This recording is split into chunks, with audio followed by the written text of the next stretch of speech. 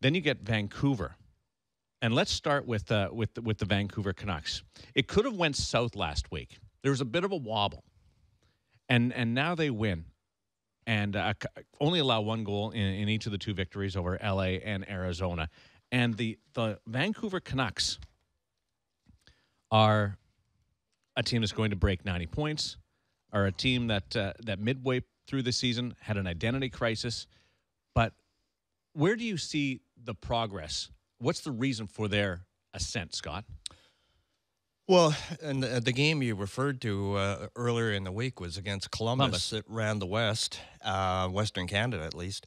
They were up 2-0. They had a great first period, 20 shots on goal, matched a season high for that. Couldn't get anything past goalie Bob, who was great. Then they got 2 goals earlier in the third and looked like this would be an easy one. And all of a sudden they lose 6-2 on the night. And you think, well, okay, what happens now? Everybody wondering, is Eddie Lack going to hit the wall like he did last year?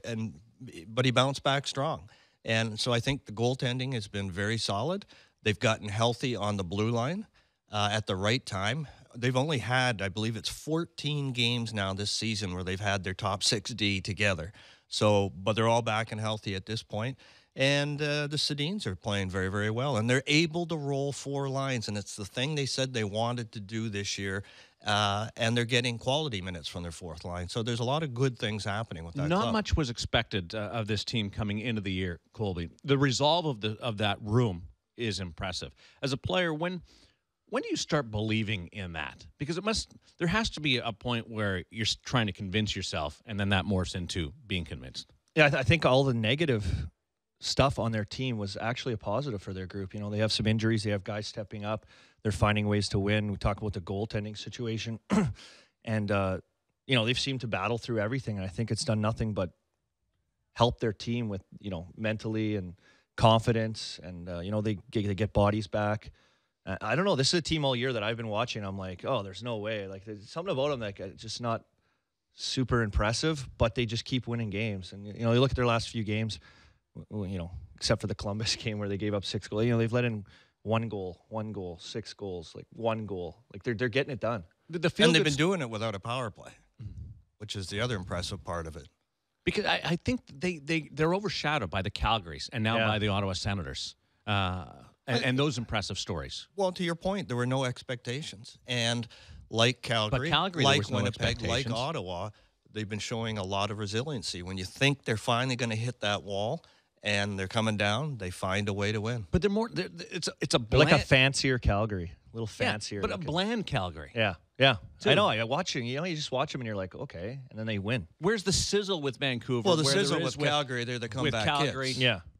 With Winnipeg, with Ottawa, it's obvious. Well, and different styles, different teams. I mean, Calgary gets so much from the back end, so much offense from their defense. You've got Johnny Hockey, who's an exciting player to watch, a dynamic player, and the scenarios that they've had night after night of being behind but somehow finding a way to win. I spoke to Hartley just about it. You talk about the way the teams are built and their back end. Like, you look at their top 4D, they're up what an exciting team to watch. Like, they're up the ice, leading rushes, like going to the net. Yeah. Like, it's incredible compared to the style of play, you know, Vancouver's built and the way they play. It's just totally different. So there's a little bit different to watch, but they're getting results. The playoff matchup right now in the first round would be Vancouver and Calgary, which would be awesome, spectacular. Who do you think would have the edge there? Who would win that one? I think it's a pick'em series. Like, it's very, very possible that will be your first round matchup. I'm stumped on it. Who would win that one?